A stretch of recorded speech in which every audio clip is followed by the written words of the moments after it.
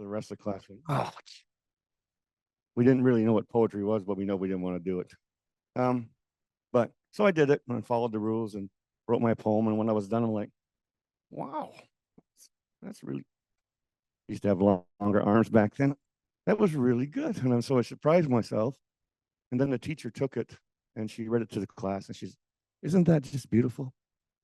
So I thank her for introducing it to me something to me that I might not have found for a long time.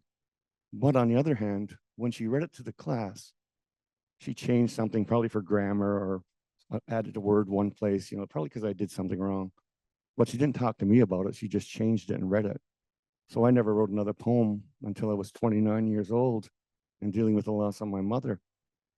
That message is that no matter our intentions, if we're not communicating, the intentions can have the opposite effect. So we always have to be cautious that we're communicating, even if we have the best of intentions. So that's how I started. And then when I turned 29, I lost my mom. And let me tell you, it doesn't matter if you're 1 or 101 when you lose your mom. It's a difficult, challenging time. So I wrote a poem, and she lived a very abusive lifestyle from my father. And so I wrote a poem about a woman who passes away through, but is abused all her life and then passes away. So, and I wrote it at work. So I was at work, and every time somebody come by, I'd scroll down real fast so they wouldn't see it. 2 reasons. One, I'm at work, and the second one is back then, men did not write poetry, or very rarely. So those are the reasons. I finally got the courage up to share it with my boss, and she said, "Can we use it for Abuse Awareness Month?" And I said, "Sure." She goes, "I just want you to change that last line, because the last line was, 'Sadly, I don't wish him well. I hope the man goes straight to hell.'" And she goes, "We just need to change that." And I go, "No." I said, "We all want to heal. We all want to move forward. But this is a moment in time of somebody's life, and every moment needs to be told. So I will not change it." However, I wrote him another one called "Some Circles Need to Be Broken," which is, pretty obvious that's about. And that's the one I used in its stead. And then I started writing, and people said, "You're Indigenous. How come you don't write any Indigenous stuff?" So I said, okay. So 6 months I took writing nothing but Indigenous. All right, what I thought was Indigenous. I mean, it's all Indigenous. I'm Indigenous.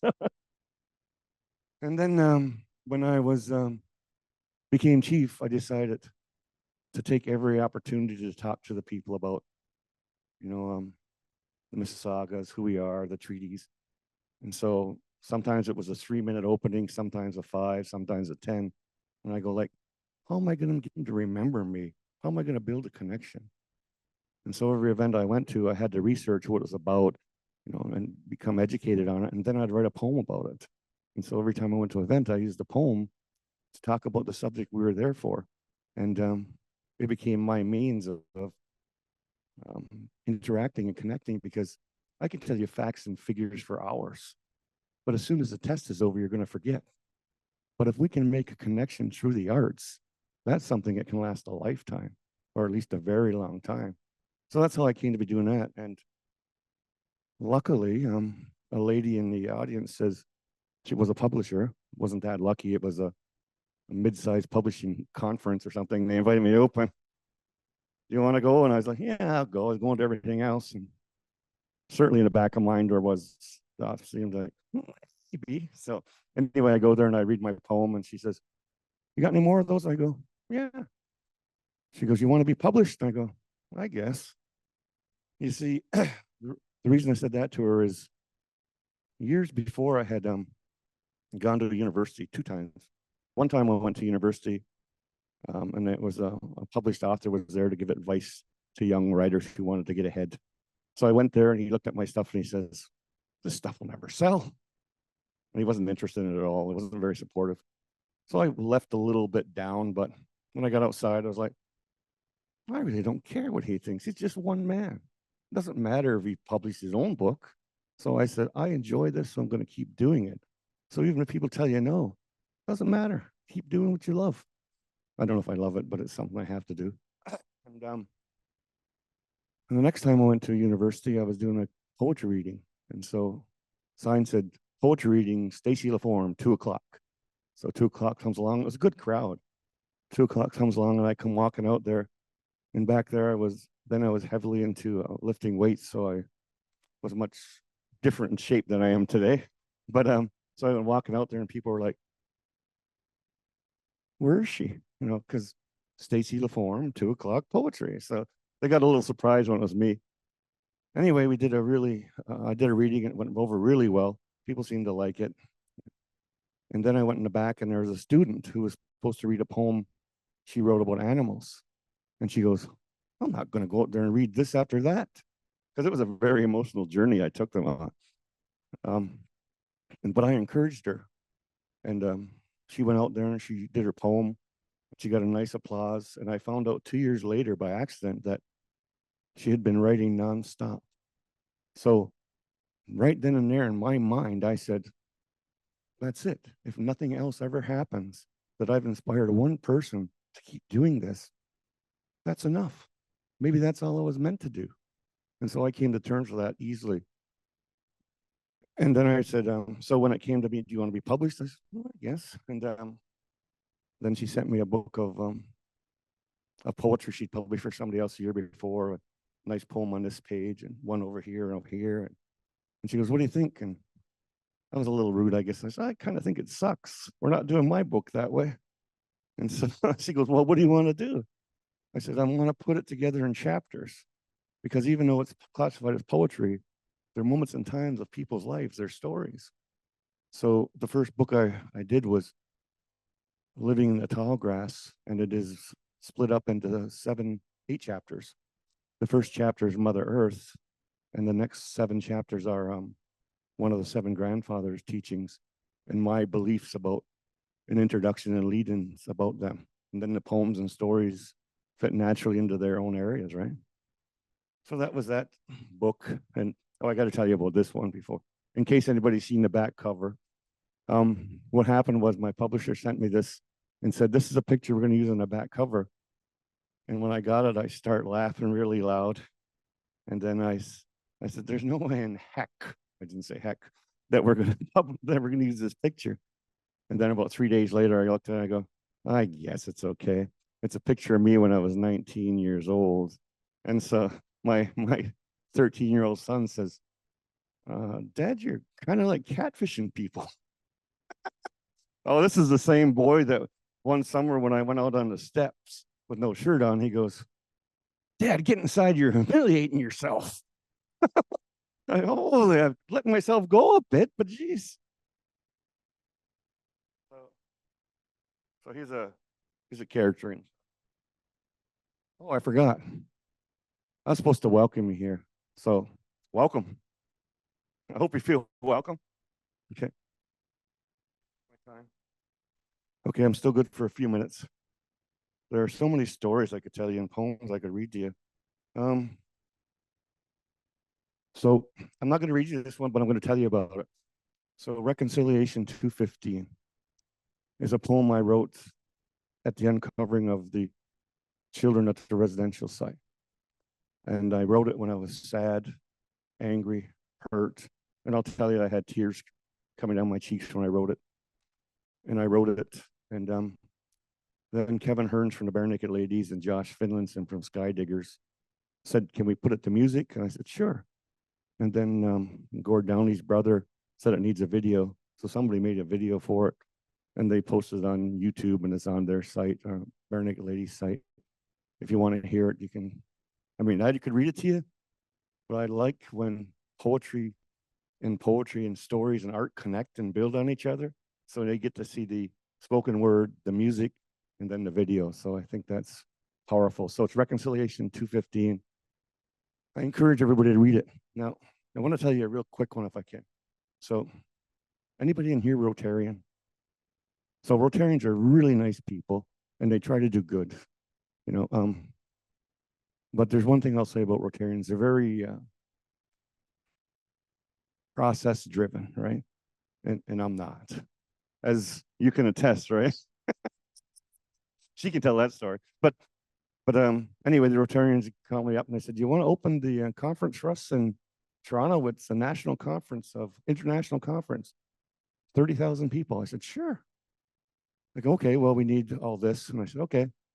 They go, oh, it's in a year. I go, oh, all right, I got a little time. So 6 months go by and they contact me and tell me, you're still on board? Yes. Send me the details, put it in my calendar. 3 months, they're contacting me. We need your bio. We need your speech. We need a picture.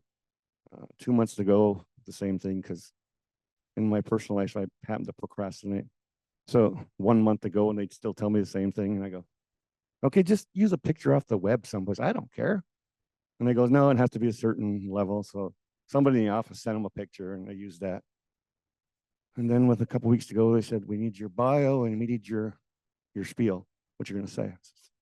Fine, I sent them the bio. Then with a week to go, I caved and I, see, for me, I'm just as likely to write my spiel in a car on the way to the event or the night before. So for me to write the speech, a week in advance is, heavy planning. So I wrote it and I probably sent it to them that last week and they sent it back and said, Chief, according to our word counter, you're over the allotted time. I said, oh, okay, well, I had put 2 poems and I thought were perfect for their event.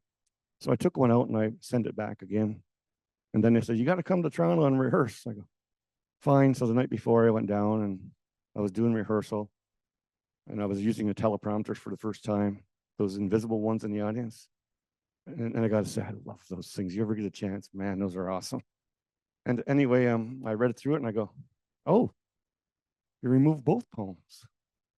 And I thought, and I said, I don't think I can do this. I said, no, nothing against you or your organization or you, but, you talk about how you're allies, the Indigenous people. You talk how you respect our ways. And I kind of feel like you're acting the opposite right now. So I think you're going to have to go find yourself somebody else to open it. So for me, it's nothing. I'll open something else next week or a week after. So it doesn't matter. But to them, process driven like you wouldn't believe, it's like the sinking of the ship they're on because they've only got 12 hours to go find somebody else to do this thing and they need all this planning and pictures. And anyway, so they left the room and they came back and they said, Chief, you can have all the time you need to do your opening. And so before I left the room, I said, okay, but I want to tell you something. I said, we get so caught up in the moment. And I said, it's important to remember to always step back and make sure that the moment you're in and the way you're acting in that moment is in keeping with your vision or the organization's vision of who you are and who you want to be. Because if you don't, you could be doing a real injustice to yourself or to them. I said, so make sure you always step back, think about what you're doing and how you're acting in the moment. And does it fit your overall arching vision of who you are and who you want to be? So anyway, the ending of that story is, I'm telling it real fast so I can get through the ending of that story is, after it was done, people wrote in and you know how they say what they liked about the conference. And they said, the best part of the conference was the opening by Chief LaForme, which almost never happened because of a miscommunication or maybe disrespect. I'm not sure how to look at it. But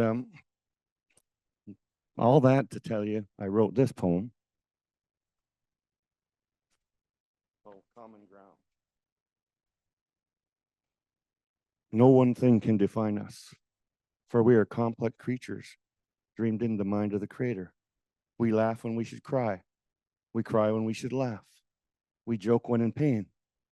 We smile because tears could consume us. We love unconditionally and totally. We understand that family should come first, yet family is not defined solely by blood. We are quick to anger, but no one forgives faster. We are loyal and we are strong. When we commit, we are unwavering. We have survived much, but do not mistake adaptation for resignation. You will always see us, for we will always be here, standing for what we believe in, standing beside each other, doing what is right for our children, our future. We remember our obligation to our mother, the earth, and we remember our place upon her. We are proud people, an honorable people. We do not always do right, for we are human and prone to the follies of humanity. And we strive to be better, to make each other better, to make the world a better place for the children. I know the Creator smiles upon us, no matter where we are or what we do. For the love of a child is unconditional. No matter where life takes you, walk proud. I'll wait.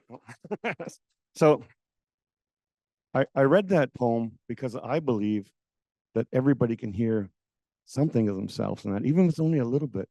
And that teaches us that no matter how far apart we may seem, we're never so far that we can't find common ground. And I think the world needs to remember that so badly. So I don't have a lot of time left. I know that. I would love to stay and talk for hours, but and there's a poem in here and a story in here I wanted to share, but I'm not going to do that. I'm going to read you my latest poem that's not in either book. If I can find it easy. If not, I'll have to just walk off and pretend that was the end of it. Okay, where is it? Where are you? Okay, so I've recently started doing some work with an organization, but they have an arm called the Erica Foundation, which is about suicide awareness and resources for suicide prevention. And so when I start working with them, I thought of this, and it doesn't necessarily have to be about that, but it's simply called moments. There are moments in life when we are lost. There are moments that nearly steal us. We don't know when those moments will appear, but moments can take us and steal whatever future we had, whatever future our children and grandchildren had. If the moment wins, we leave not only our future behind, we leave pain and hurt that defy description. We leave eternal anguish. We leave so many moments in our wake. I have been in these moments.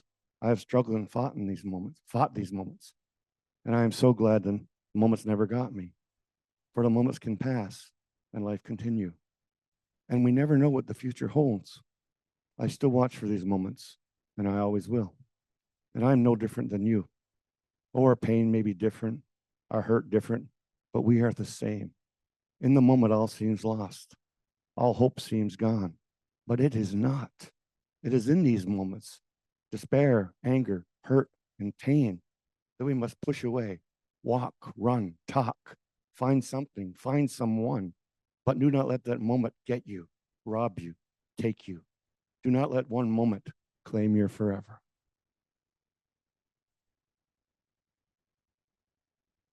So I hope there's a value in that, whether you help someone else or whether they, can help you. The last thing I want to do before I go, because somebody's going to throw something at me soon. This one's simply called imagination. I think everybody needs to hear this too. So I was in a car with my wife and we're driving to get a coffee. She looks up and she goes, "Wow, isn't that cloud beautiful?" And I'm like, "That's a poem. That's a story. I got to write something." And so she's still talking over here. I'm like, "What?" I had checked out. I was writing this poem in my head somehow. This is about the fact that we all need to remember how important we are. So it's called imagination. We lose touch with our inner magic. Our imagination was a catalyst for so many of our adventures as a child. Adventures that allowed us to escape and become anything or anybody. Strange, we seem to let that imagination slip away. Some would say we refocus it on practical things in life that matter. But this magic is something we should hold on to because it does matter. It reminds us of grand adventures. It reminds us of hope. And in these magic moments, we matter. We remember that we are heroes, adventurers, maybe only in our own stories, maybe only for moments, but we are heroes. And that is so important in the day after day routine that becomes our lives. I wish I still had the imagination to let my mind take me on an adventure. But though I still collect action figures and toys, they mostly stay on the shelf or in the box. No more dragons for me to slay or supervillains to conquer. I remember those journeys, those adventures. I miss them, but I cannot relive them. The magic, or the imagination, if you wish, has left me. I have searched inside for it, but though I may glimpse it, it is not attainable. I remember when every cloud was its own story. I will not give up. I will look to the heavens. I will examine those clouds, and I will dream and soar. And once again, for a moment, I will be the most important thing in my life. Miigwech, and I think that's something we should all remember at times. Miigwech and Bamapi.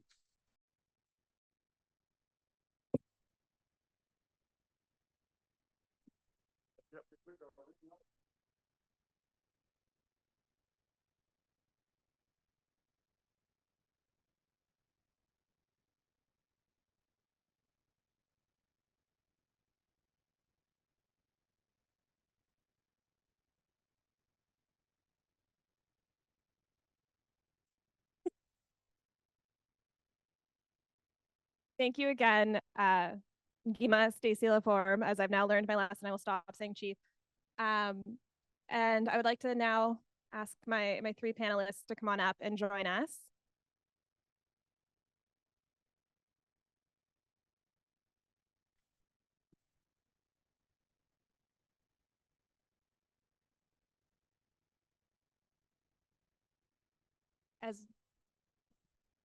As we're just giving them a moment to come on up, we'll be chatting for a little while, but if you have any questions as we go through, we hopefully will have time to take a few audience questions. And if not, I at least will be here for a little while after as we help clean up. So feel free to stick around and ask any questions.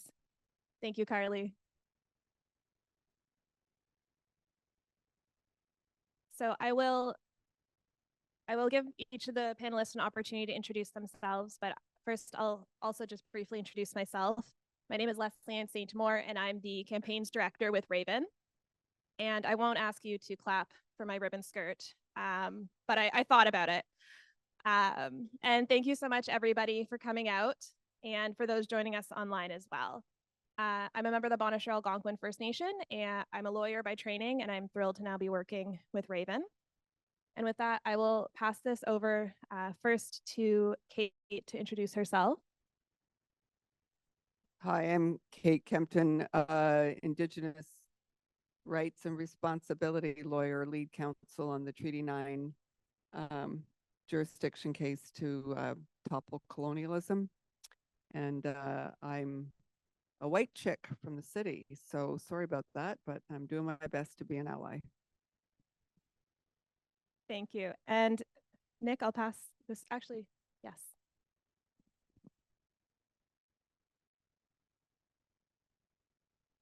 Check.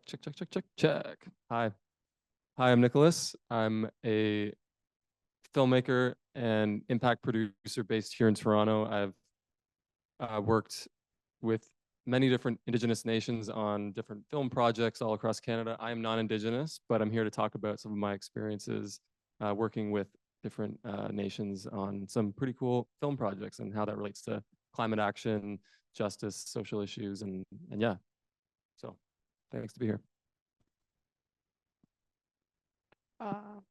First, I just want to say Miigwech to retired Chief Stacy Laforme for opening today in a good way. Time is a different construct in the Indigenous community.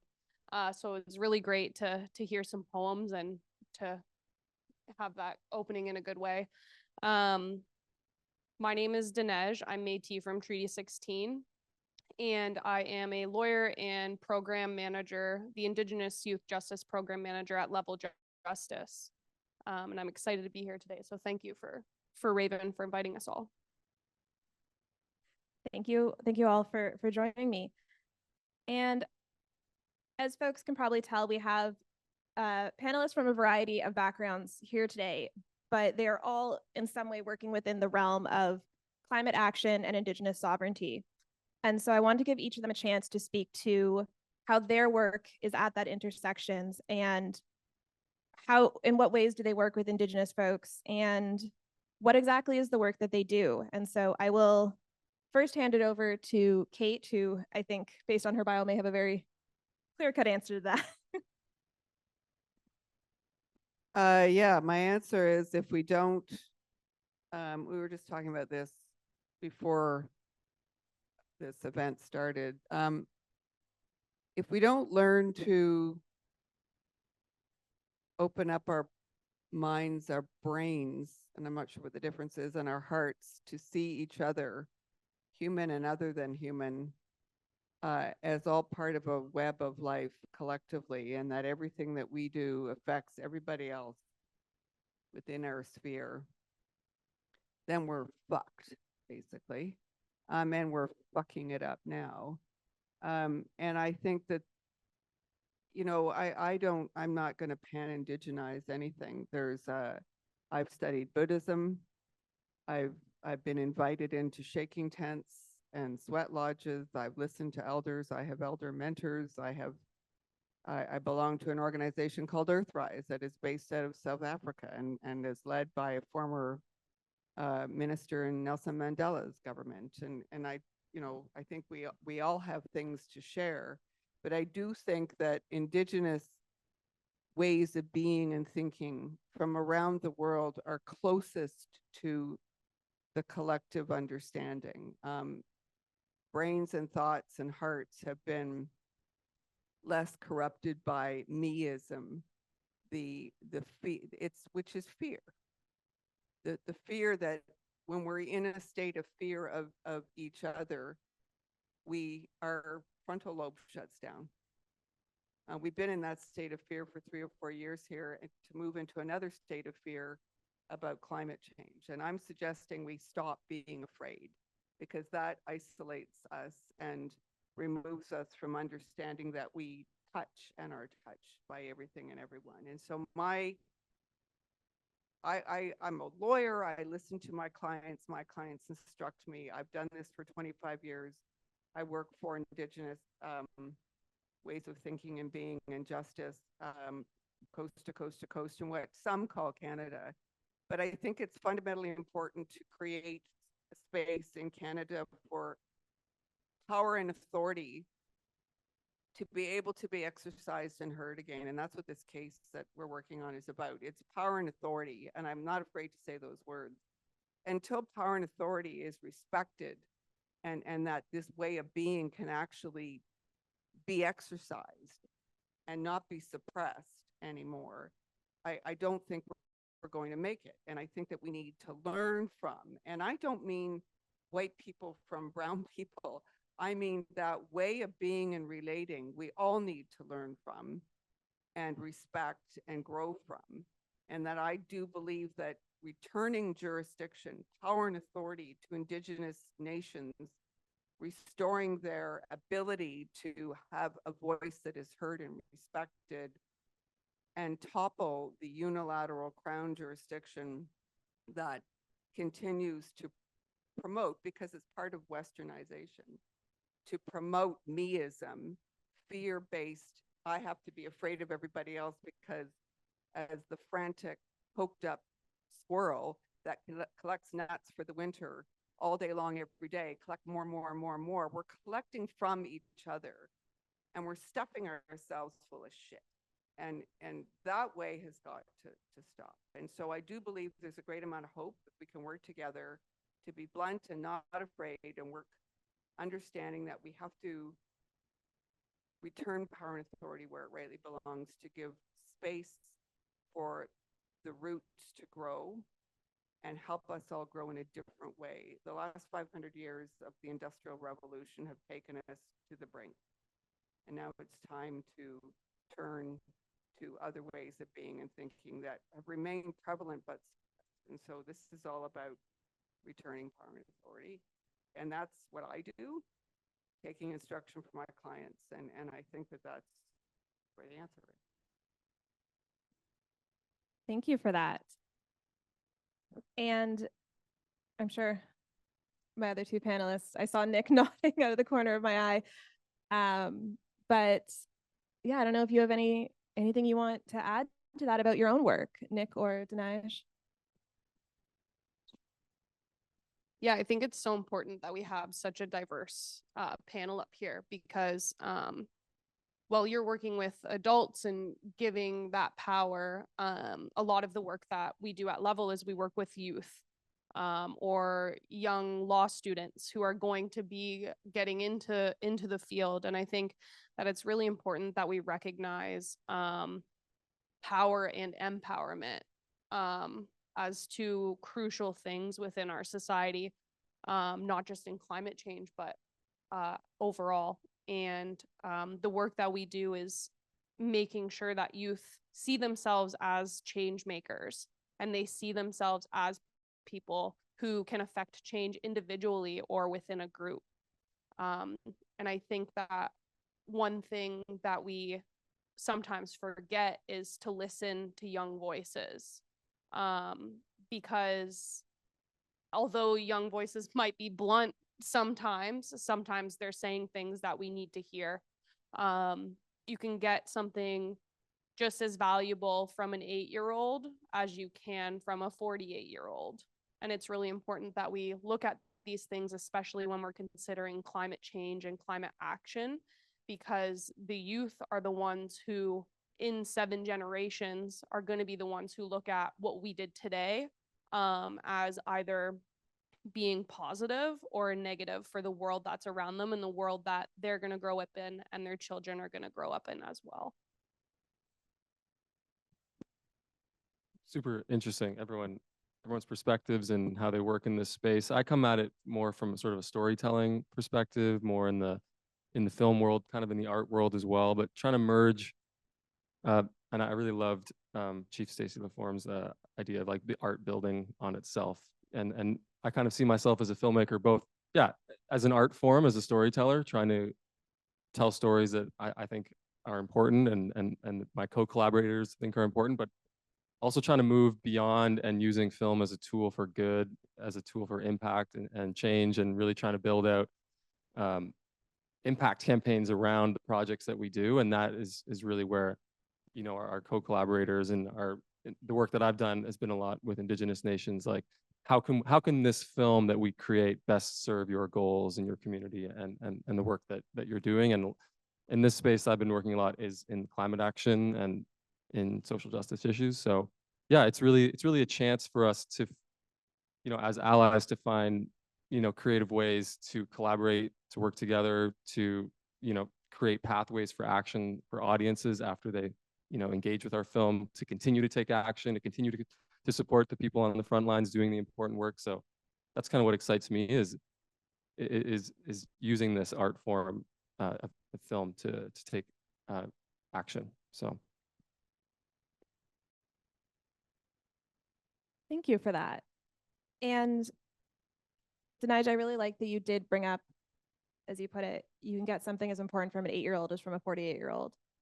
I think that's something that particularly colonial structures, colonial education, colonial courts don't see, that it is truly dismissed. And in many Indigenous communities and Indigenous cultures, and I can speak of mine specifically, but I know this is common to others as well, is there is a prioritization or a focus on children in decision making and in consideration and perspectives and ensuring those voices are heard. And it is something that is so often missed, even just looking at, you know, our voting age, for example, and how so many important decisions the youth and children don't get to have a voice in. So I really appreciate you raising that point.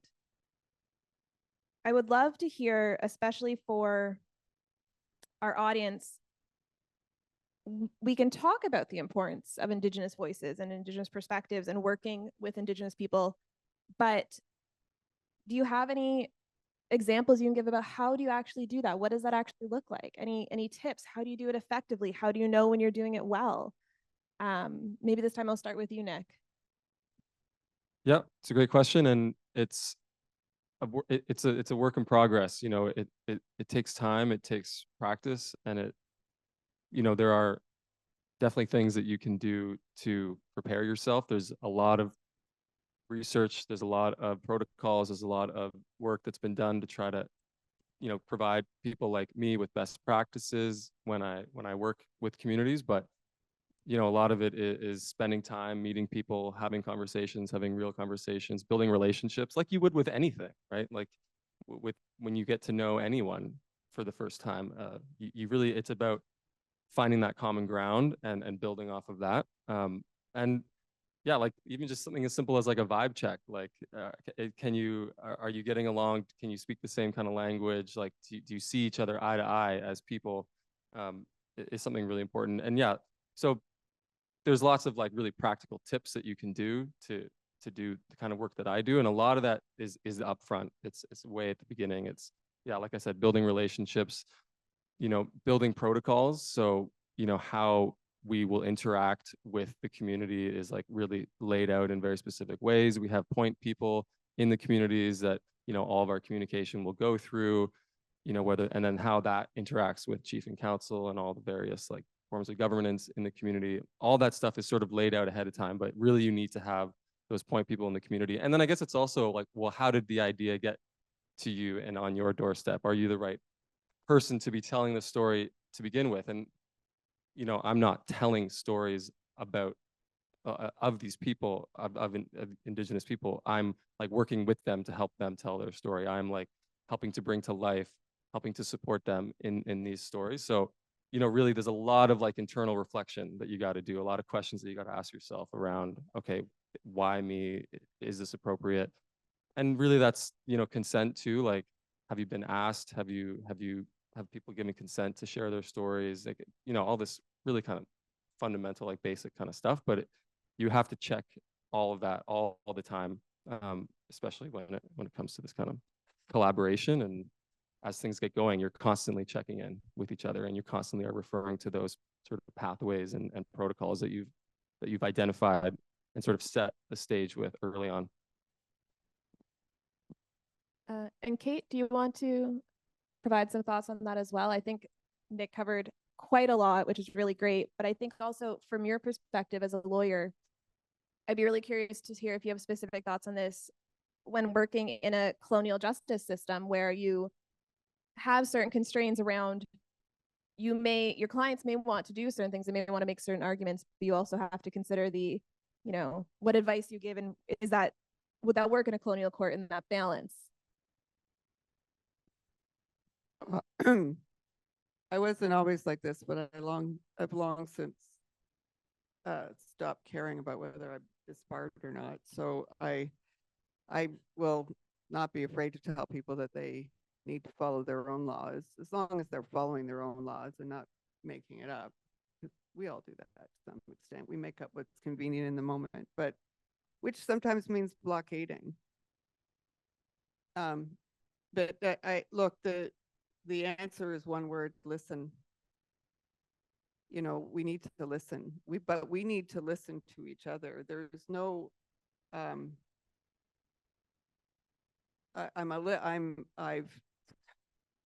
I've heard it all. That's not true. I've heard a lot over 25 years, and a lot of anger and a lot of roughness, a lot of resentment, a lot of wisdom, a lot of courage, all rolled up in sort of one package called humanity. And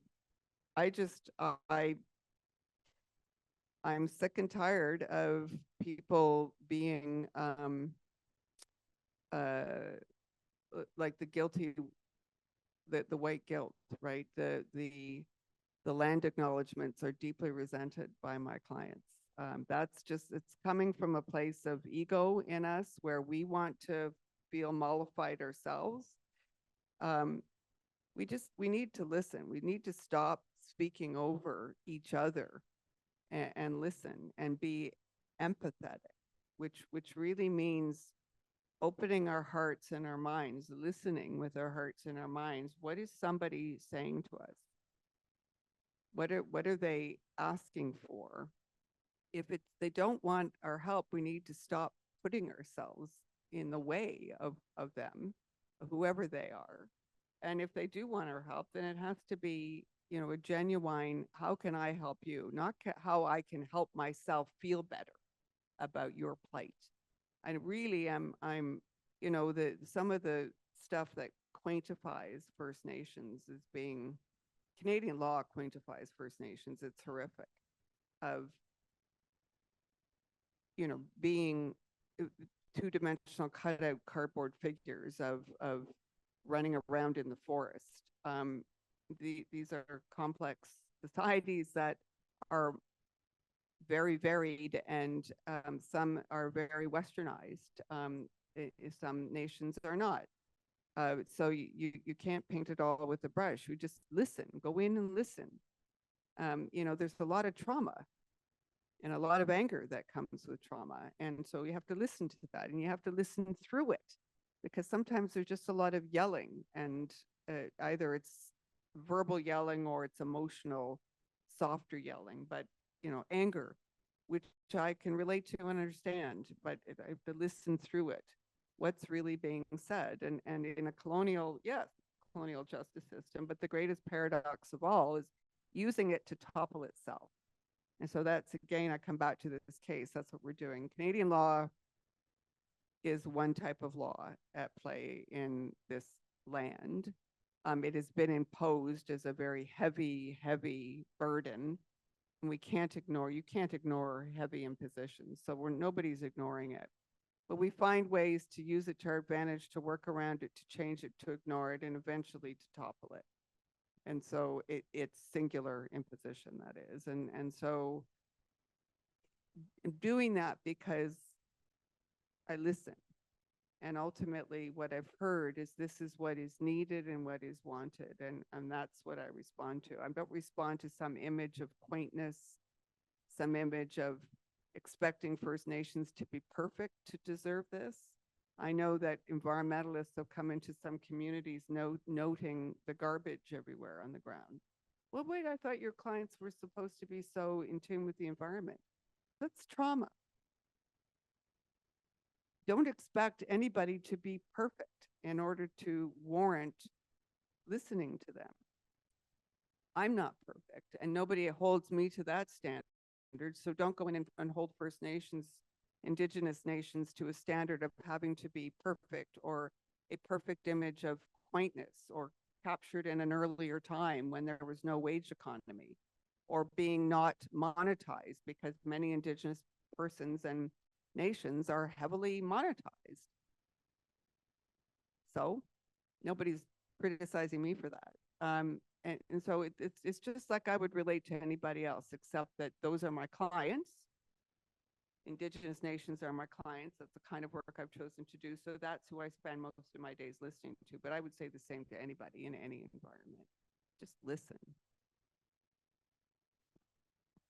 Thank you for that, Kate. And towards the end, the references you made to this holding Indigenous folks to another standard, and in particular, you know, some of what you referenced, I think also fits within the stereotype of the noble savage, which is one that I've encountered many a time, especially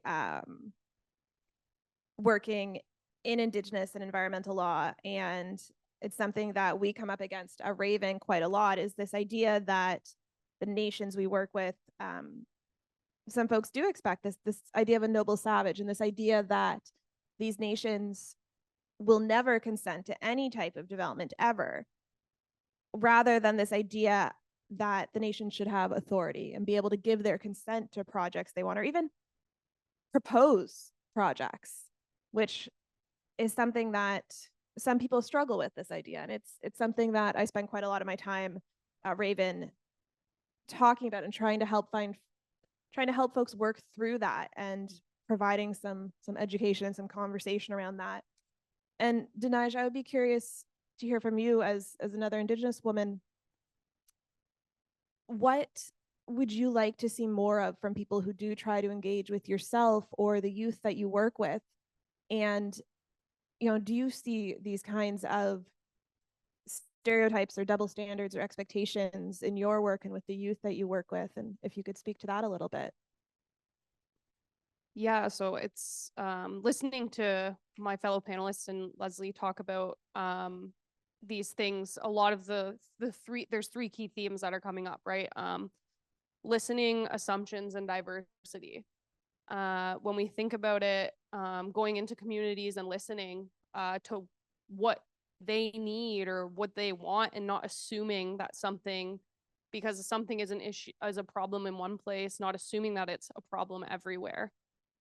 Today we're talking about climate justice, and one thing that a lot of people might come to mind for a lot of people when they're thinking of Indigenous communities is drinking water on reserves. And yes, that is a huge problem, and that's a huge issue nationally. for our communities, but it's also important to understand not every single community has that same issue. Going into a community and making those assumptions is part of the problem. You have to listen, find out where you're wanted, where you're needed, and understanding that there is over 600 different Indigenous cultures in our country. Understanding that the Plains Cree may have lived in teepees, but not everyone did that. Where I am, so I grew up going to powwow and did summer camps at our local friendship centers and things like that. And we spent a lot of our time in longhouses and in roundhouses. And that's not something you would see on our West coasts. So understanding that the issues are different in every community. And sometimes when we're saying the word Indigenous, that's all we hear, right? Indigenous. But it's important to understand that that one term actually breaks down and encompasses 3 different, very, very different types of communities. And understanding that First Nations, Métis, and Inuit people are vastly different, have vastly different cultures, have vastly different understandings of the land. We have different creation stories and things like that. It's really important that when we're going into communities and we're working with First Nations, Métis, or Inuit people, we're not going in with assumptions. We're going in and we're listening. And it's really great to hear that all of this work is being done, and the bluntness and the funniness, because that is Indigenous. I will tell you, blunt, funny, lighthearted, but can be serious. And it's really important to understand that people, looking at everyone as a people, not as this idea that someone saw one day on a film somewhere, and recognizing that there is that the diversity can't even really be quantified, and just looking at those things and listening and understanding also that you're going to make mistakes. A lot of people do not like to make mistakes, but it is inevitable, and it's how you come back from those mistakes that really shows your character and who you are. I really love that you mentioned the humor, because it's one of the reasons I love asking retired Chief LaForme to come do openings and readings, because he, I think, is such a good example of that, where he talked about some really, really tough subjects, but yet I always, when I think about times I've heard him do an opening or I've heard him speak, I always just think about the fact that I laugh. And he's such a good example of that. And I really appreciated as well what you said about how when we use the term Indigenous, which it does refer to so many different people in so many different groups, I often am reminded of a time somebody asked isn't the right word, someone suggested to me that actually all the Indigenous people in Canada should get together and just agree on one culture, because it would make reconciliation so much easier. My response was, okay, go try to pitch that to Europe and see how that goes over, because that's what you're asking me to do. But I think so many people struggle with that idea because to them, Canada is one country. They don't recognize the nation to nation to nation relationships that are happening across the country, and the aspects of the different cultures and the different sovereignty and the different laws and legal orders. And so I really appreciate you bringing that up. Something I want to get into in a little bit more detail now, because we are here to talk about working with Indigenous folks and Indigenous perspectives in climate action. But we're also fundraising today for one of our campaigns, specifically our Breathing Lands campaign. And so I'm going to ask Kate to speak a little bit more about this case, this Treaty 9 litigation, and about what brought it about, and about what it might lead to, and why it relates to climate action as well.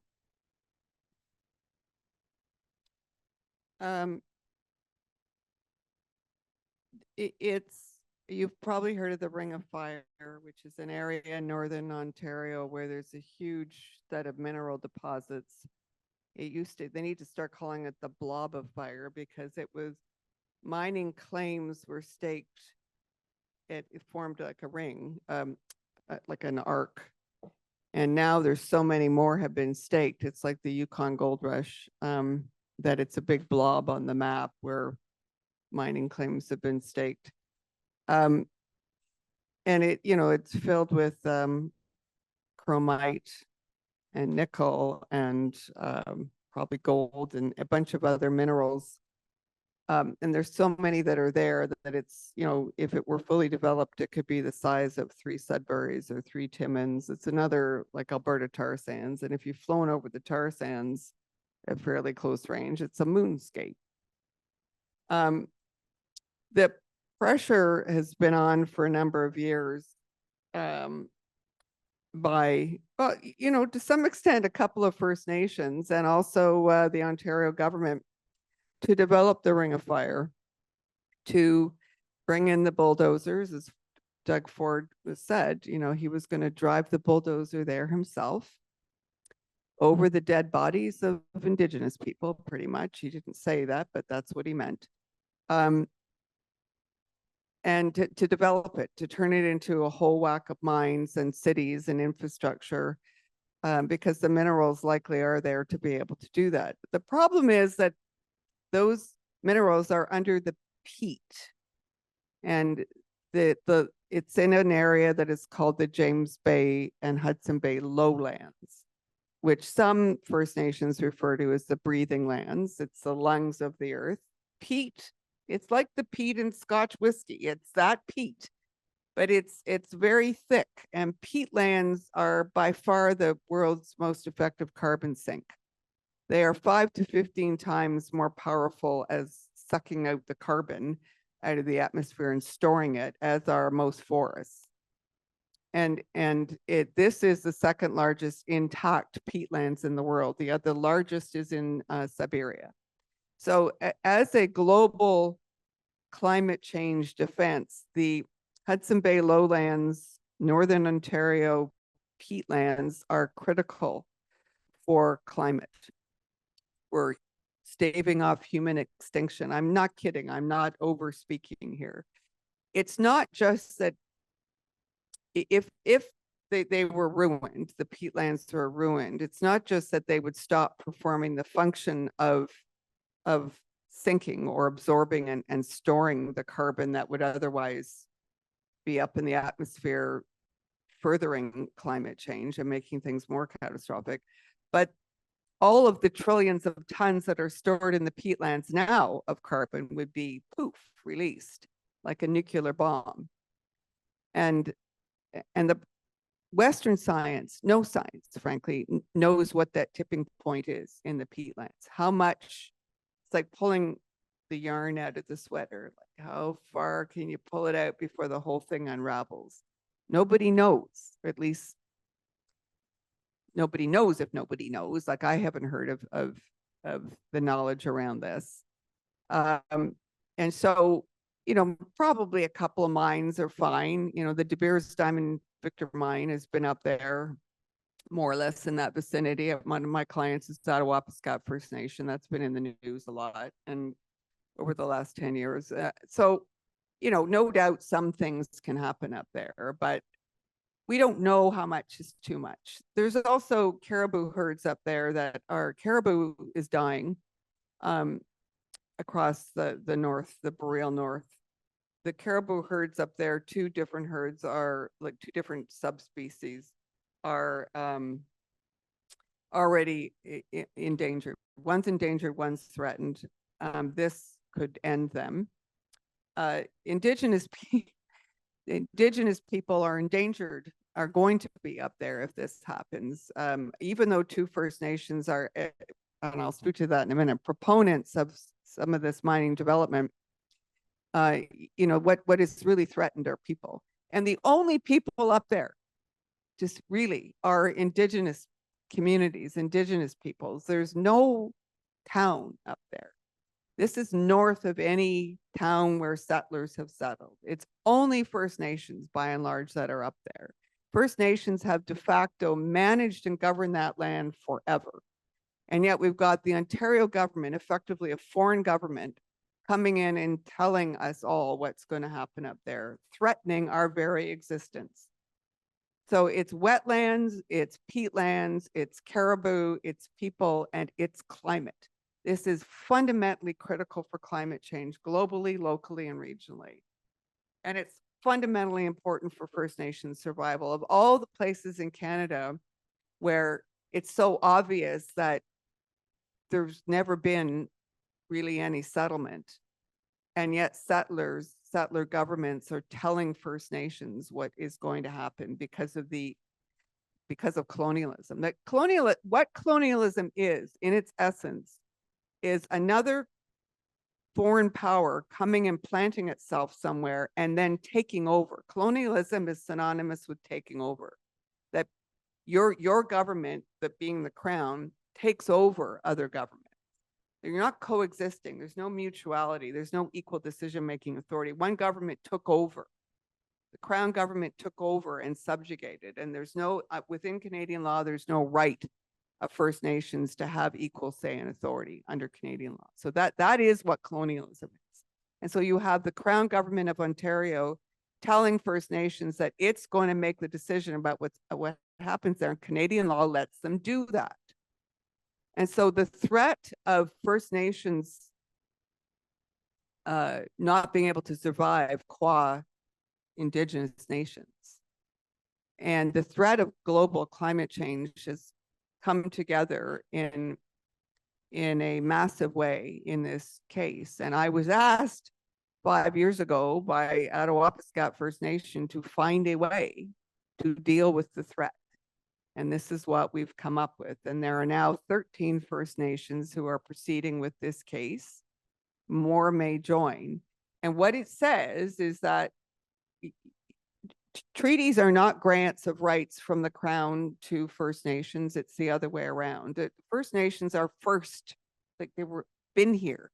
Their rights are inherent, meaning they are in here. They inhere in the earth here. They are always been here. So they have inherent in here rights. There's nobody but the Creator was giving rights to First Nations. They didn't have to. The Crown came over here, has no inherent rights here, had to get them from somewhere somehow. First Nations granted certain rights to the Crown and settlers to be here. But what the Crown did in numbered treaties across Canada is the fraud that has made Canada by saying that those treaties are our means to take over. That the treaties gave us, the Crown, the right to take over governance, power, and authority over everything that happens in the land that is within the boundaries of treaties. And Treaty 9 is 2/3 of the dry land mass in Ontario. So the Ontario government and the Canadian government say that Treaty 9, because we the settler governments collaborated together at the turn of the into early 1900s and wrote the treaty in advance and inserted our language in there that said the First Nations hereby do cede, release, surrender, and yield up all rights, title, and interest to the land and any authority over the land, meaning you're fucked. We're going to come in and take over, but we're going to tell you when we sit down with you and speak about what's in the treaty and reach an agreement that wasn't like the paper was in somebody's back pocket. And when the treaty commissioners from Ontario and Canada came in and spoke to the First Nations, what they said is, you're getting encroached upon by settlement already. That's illegal. Like those settlers shouldn't be there. But in order to regularize this and manage it and prevent your rights from being trampled on, we'll reach a treaty with you whereby we'll protect your rights. You can continue on with your way of life as you have before. And the headmen and others who made decisions on behalf of their First Nations on Treaty 9 said, fine, that we'll agree to share what have been exclusively our responsibility to hold and to keep and to manage. Not about rights, it's about responsibility. We'll share that. You can use the land and resources provided you don't use it in a way that takes away our ability to use and manage and care for this land. So we'll share. And that's what was understood. But the Crown pulled out of their back pocket the written text of the treaty and placed it on the records of the federal and provincial governments. And that's what has been held to have governed. Treaty 9 isn't what the written record says. There was no agreement to surrender a way of life. And unless one believes the story of the noble savage, that First Nations were nothing but savages running around willy-nilly across the land, the way of life, of course, includes governance. It includes governing what happens in one's national territory. Laws are built around the world, around the earth, based on territory. Nation states that comprise the United Nations have national laws that are territorial. And so there's no difference here. It's a territory. Not First Nations governing their own members on a little speck of land called the reserve. It's governing whatever happens by whomever on their national territories, which are huge masses of land, the reserve just being a tiny speck of it. And so this case says the true meaning of Treaty 9 is First Nations maintain the right to govern over the land, each of their homeland territories, and that they permitted the Crown to have some governance as well. What do you end up with? You end up with co-jurisdiction that today has to be negotiated into a formalized structure, not ad hoc, one project by one project, but a structure where you have Indigenous governance and Crown governance, and they both will have to agree to, they both will have to go through their own processes, and there will have to be an agreement between those two governance structures for something to happen on that land. And if there isn't, then a truly independent, impartial third party must decide, just as happens in international law. So not the courts, because the courts are a creature of the Crown's government, but a truly independent, if there's an actual impasse, arbiter. That's what the case says. And the case is designed to strike at the heart of colonialism, which is taking over and saying that was never legal. It's always been illegal, and we must restore what was always truly meant by Treaty 9, which is First Nations never gave up their right to govern, their responsibility, power, and authority to govern over what happens on the land. And that Ontario and Canada must now share that. It's true consent. It's true structured, formalistic right to consent or withhold consent. And that would topple colonialism here. And if this catches on, which it will, other treaty bodies and other bodies across Canada will start launching the same case, and Canada and provinces will realize, before I leave this career, I need to see that there's a recognition that this is inevitable. It has to happen. It will happen. It is inevitable. And it may take all of us, 10, 15, 20 years to keep pounding that message home, but it is inevitable. So this is the first case of its kind, but it won't be the last. And it's a case that stands for return of, I don't like the word sovereignty, because sovereignty is about the sovereign, the Crown. It's a return of jurisdiction, power, and authority to peoples from whom it was stolen, peoples who are very, very diverse, but by and large, I think, share much more of a collectivist understanding in relation to the earth and are much more likely to save us from ourselves and to not destroy the planet. And if we don't stop the rampant threat and destruction of the Treaty 9 territory, which is peatlands, a lot of it, this case will enable us to bring an injunction motion to stop the development of the Ring of Fire without consent. Then we do stand to lose a great deal more than First Nations. We stand to lose the climate. So that's how this all ties together. Thank you so much for that. That was a really, really great explanation of what is a complicated case. And for folks who are interested, on the Raven website, we also have some other summaries and some other content around this case. And it's so challenging for me, and it's so upsetting for me thinking about when these treaties were signed, aspects like in some cases, there was no translation provided. In some cases, communities never even received a written copy of the treaty, let alone in their language.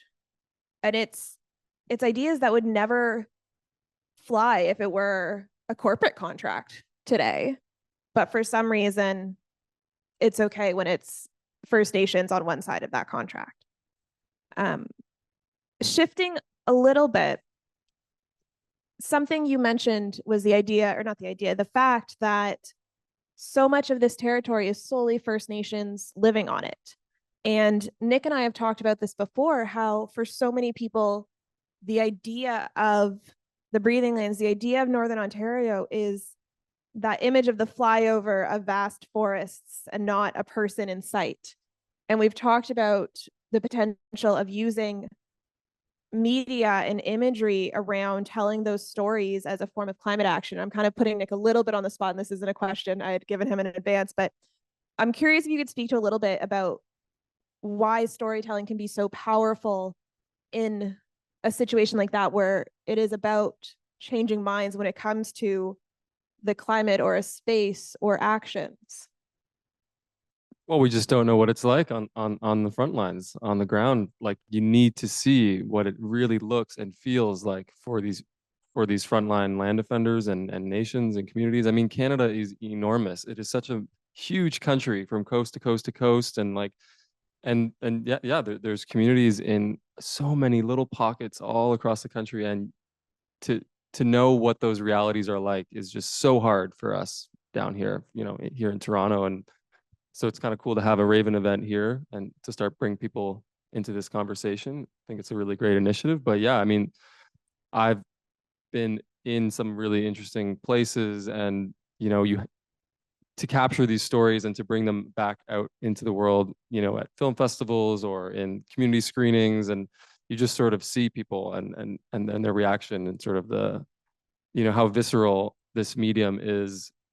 You think about just this as an art form, in terms of music, in terms of like emotion on screen, in terms of the form, and how we can, each filmmaker can see the same, series of clips, can see the same scene and film it totally differently. And so we need more of this sort of, I think, very visceral storytelling, visceral like ways of connecting, to really show what's going on, on the front lines, and what to the toll it's taking on people.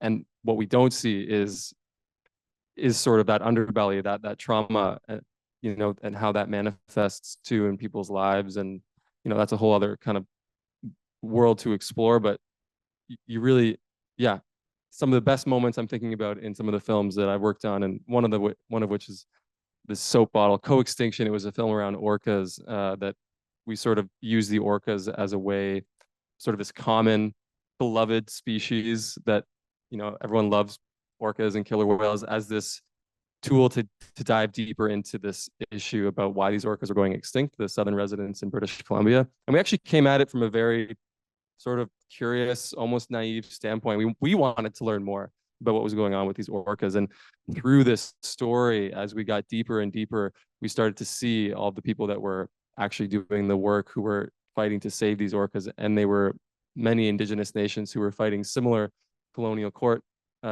colonial processes, industry, backdoor kind of deals on their land. And we captured these frontline fighters, doing the work, protesting, going into like organizations, like meeting rooms, and like speaking up. And those are just the most powerful moments in the film, in my opinion. And so we need more of that, basically, on screen. Thank you for that. And thank you for mentioning Co-Extinction. For folks who've been following Raven's work for a while, you may remember our Pull Together campaign, which was in support of some of the nations that are portrayed in this film, and was part of that battle. And so you may find it really interesting to go watch Co-Extinction and see some of what was happening from another angle as well. It's an incredible film, as well as the most recent film that Coexistence has put out, called Warrior Spirit, tells the story of Will George, a land defender, and his experience in the colonial criminal court system. And it's some of the fallout from that, from Trans Mountain Pipeline, those protests, and what the Pull Together campaign couldn't stop. Because as much as that was an incredible movement and we did really great work in supporting those nations, it wasn't 100% successful, unfortunately. But Coexistence has been continuing to tell that story from another side, and I think you might really enjoy checking that out.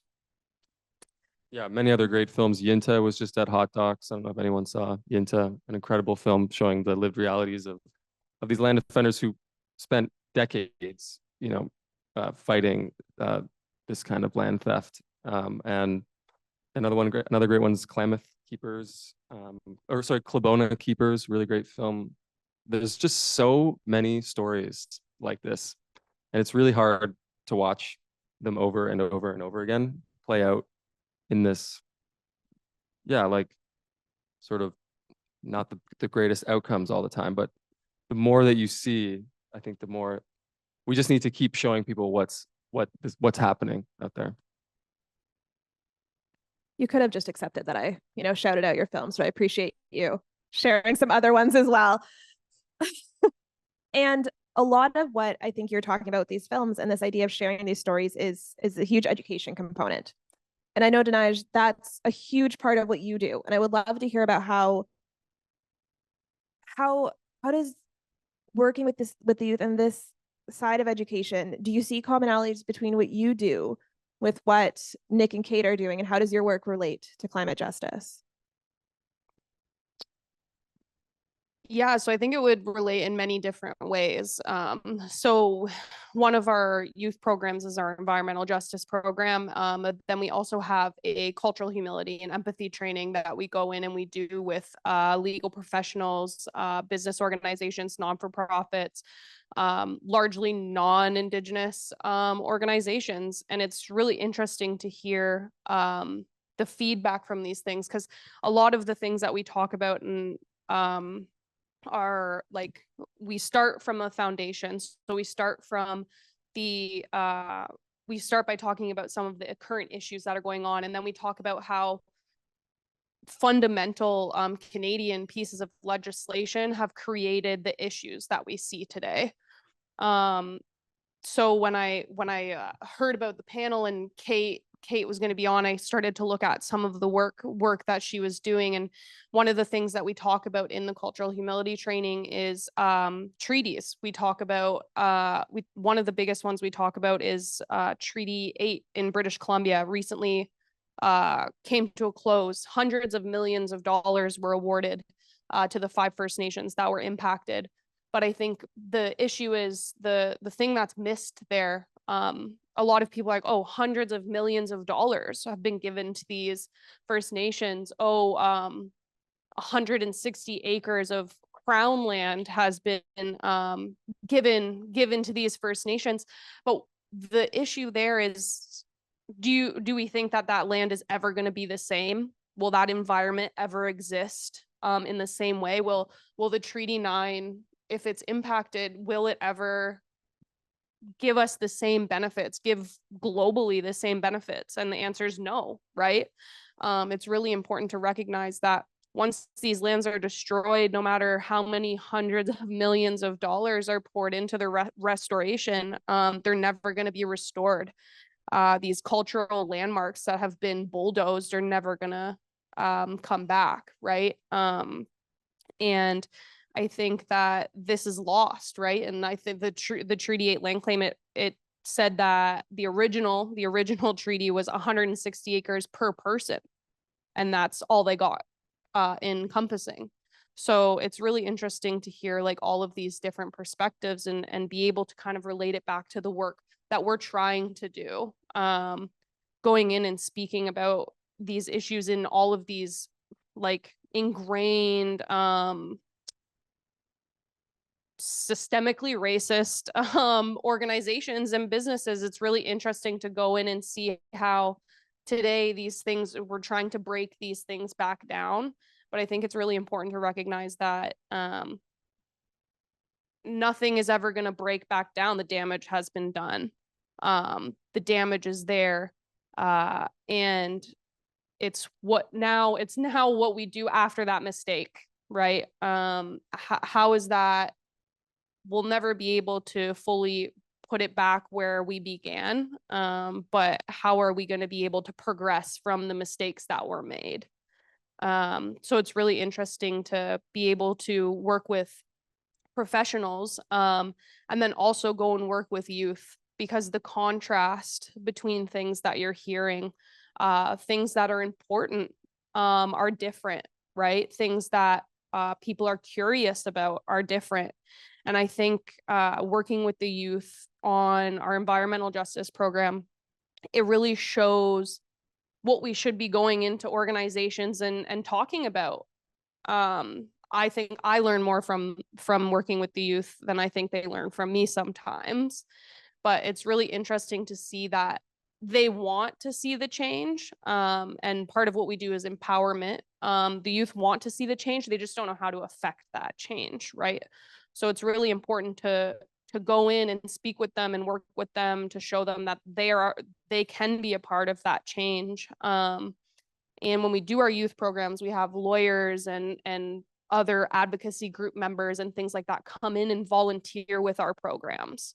And I think that's a huge piece that is important, is we're seeing understandings shift and new knowledge coming to light, not even directly related to the programs that we're delivering. It's a whole different understanding of community and understanding of where ideas are coming from or where we should be going in the future. Thank you. That was really, really well said and really, really helpful. Keeping an eye on the time here, we are starting to get towards the end. I think we do have time for a couple of audience questions. And cognizant of our folks on Zoom, what I think we will do is I will repeat the audience question just to make sure that folks know what's being answered. I thought I saw a hand with a question. Yes, sir, at the back there.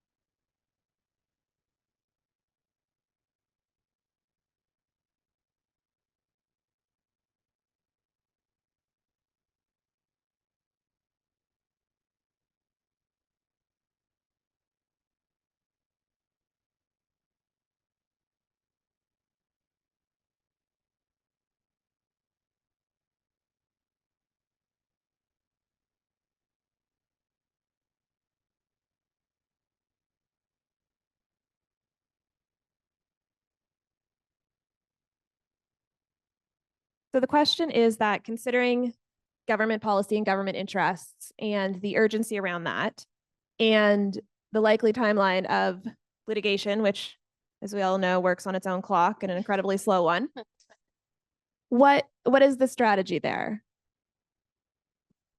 There's two or three. One is injunction. And so with an underlying court case already filed in court, as threats become imminent, we can go to court seeking injunctions. Injunctions stop things from happening.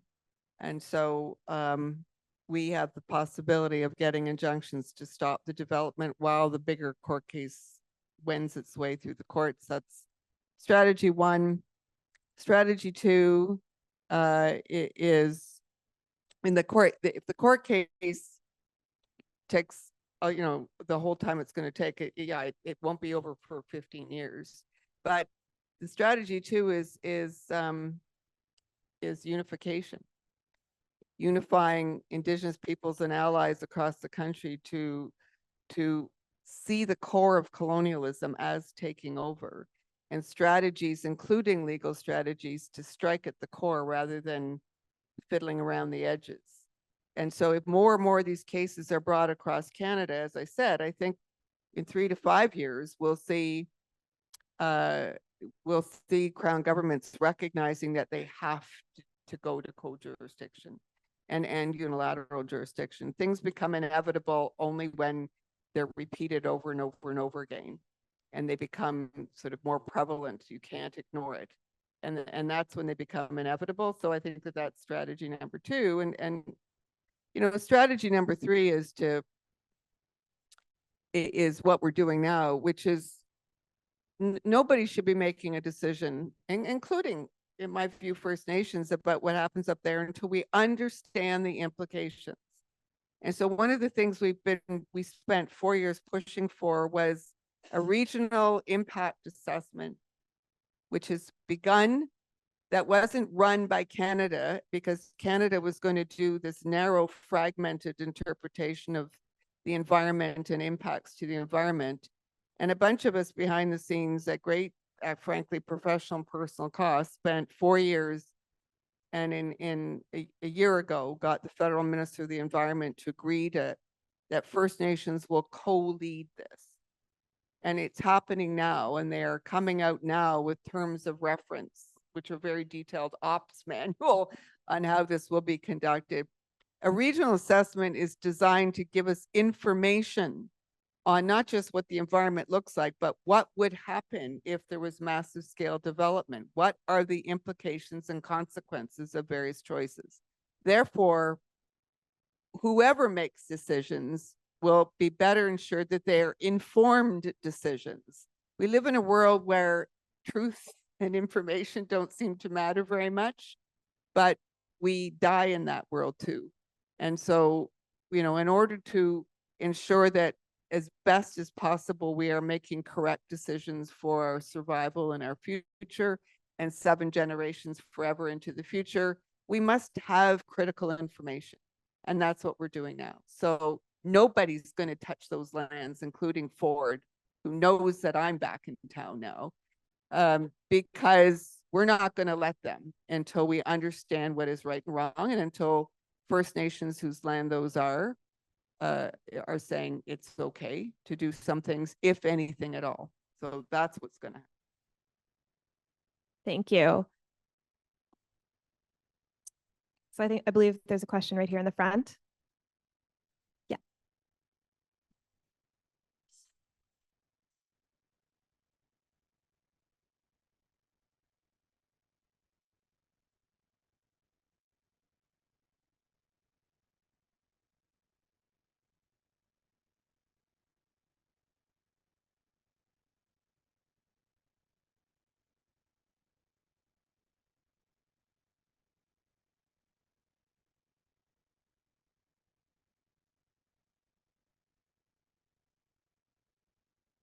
Sure. So the question was that even though Kate has talked about nothing happening immediately and wanting to prevent that, there was the question relating to the access road that at one time, or I shouldn't say at one time, which is being built. And for folks who have been following Raven for some time, you may remember this.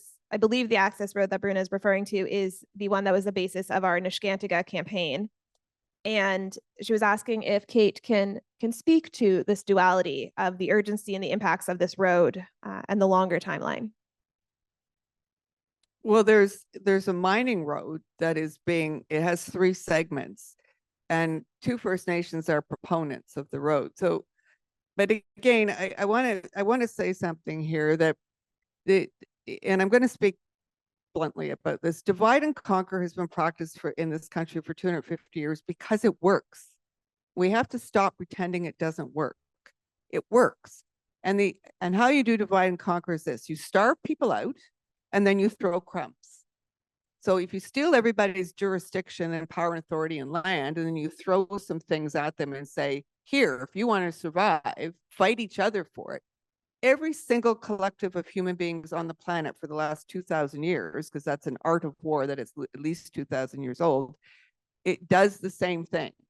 In order, your survival instinct kicks in, and you fight each other for the crumbs. And it's emblematic of the history of the Crown imposing on First Nations in Canada. And so what the Crown did here is still doing is the northern and remote First Nations who don't have road access are deeply financially impoverished. And I work for a number of them. I mean, there's unbearable conditions in some places, and not all, but some remote northern communities. It's unimaginable. We can't imagine any settler community being, structured that way and living that way. And they're I'm going to say financially extremely poor. And so they're desperate. And I understand that desperation, and faced with that desperation and decades more of financial impoverishment, many First Nations will reach for the possibility of hundreds of millions of dollars in mining revenues and other things. I mean, I would too, right? Because it feels like hope. The problem isn't that. The problem is when your choice is, when you're put in the position of fighting for your survival to begin with. That's the problem. And so it's a mining road. It's 3 segments of a mining road that First Nations are proponents of because they've been put in that impossible position by the government of Ontario. So nobody's blaming them. But what we need to do is turn our eyes to the Ontario government and say, stop imposing that choice and condition. The communities that want road access to no longer be remote should absolutely have that ability to do that. But what Ontario did was come in and say, we'll pay you up front for those roads and for a bunch of other things if you agree that those roads will be elongated and redirected so they can become mining roads, which means they're no longer solely about providing access from a remote fly-in only community to the provincial highway system, but they're being made longer and rerouted so that they're providing access into the Ring of Fire mining area. That's the problem. And no, those roads won't go ahead if all the other First Nations in the territory have anything to say about it, until the other First Nations who are going to be impacted severely by mining that will attract like a magnet consent as well, which is highly unlikely to happen. So nobody's trying to stop those remote communities from having their own access to the provincial highway system. What we're trying to stop is the choice of desperation and duress that these have to be mining roads as well. Thank you. And we do have time for one last question in the back.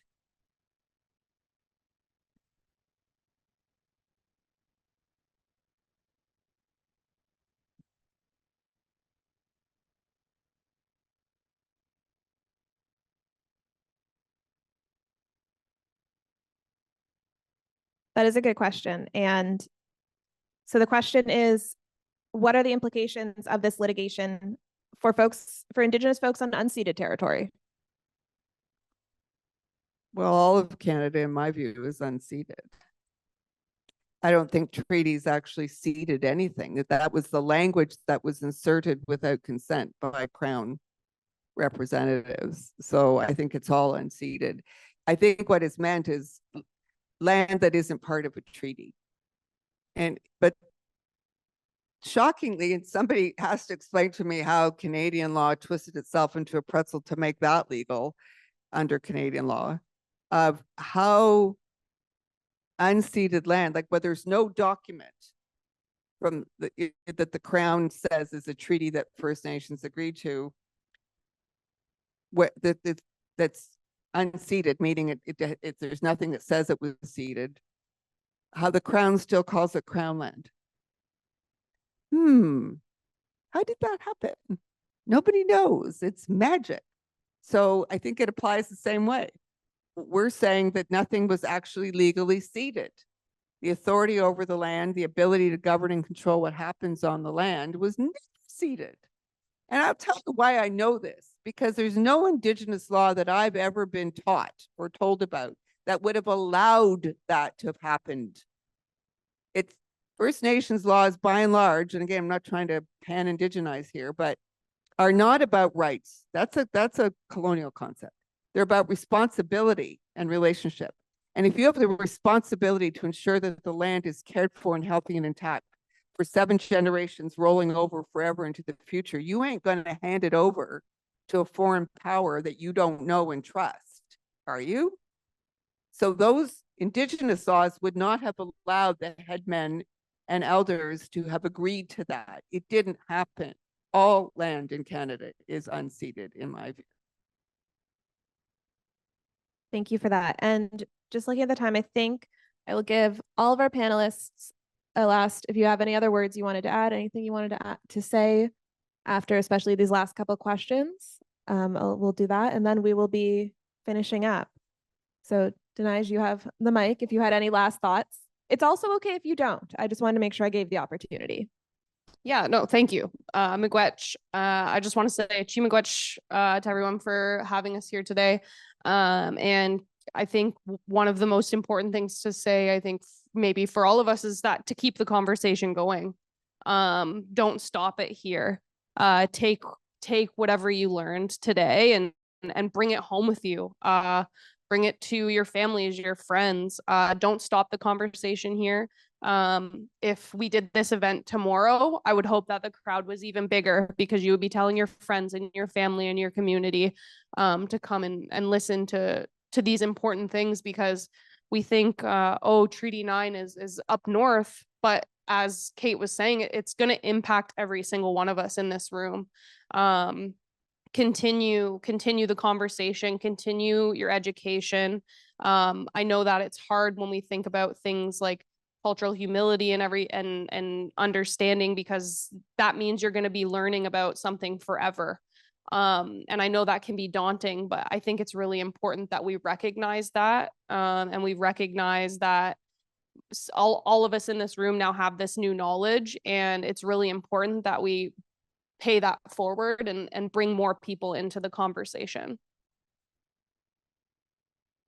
Yeah, and I would say try to pair that with things that you love, and your own passions that will keep you going, that will inspire you to try to incorporate some of what we've talked about today and what's been said into your practice. So yeah, for me, that's really around art, that's around storytelling, and that's sort of been my avenue into learning more about how to be an ally, how to work with people from many different cultures. And yeah, it's really exciting. I think it's something that we all need to think about, and there's a lot of opportunity there too around what is now called Canada. Like, we are all here one way or another, so try to find ways that you are excited about this kind of work is a way that we can move forward. So yeah, and feel free to talk to me after about some of the stuff I've done, and check us out online, Coexistence Films. You can learn about some of the work that we've done. Thank you. And Kate? Remember to smile. I'm serious. This is a lot of fun to go after Dougie and his crew. So just remember to smile. Thank you. And I will also just say again, we had 2 incredible panelists from 2 other really great organizations, Coexistence Films and as well Level, who do really great and really important work around access to justice. So I really encourage you to check them out as well. And I, of course, would really love to encourage all of you, if you're able to consider supporting the Breathing Lands campaign. We have on our table at the back a QR code if you would like to make a donation tonight. If you want to check out our website, you can sign up for our newsletter to be kept up to date on this campaign as well as others. And again, feel free to chat with me and Carly before you head out as well. And thank you all so much for joining, both in person as well as folks on Zoom. Thank you so much.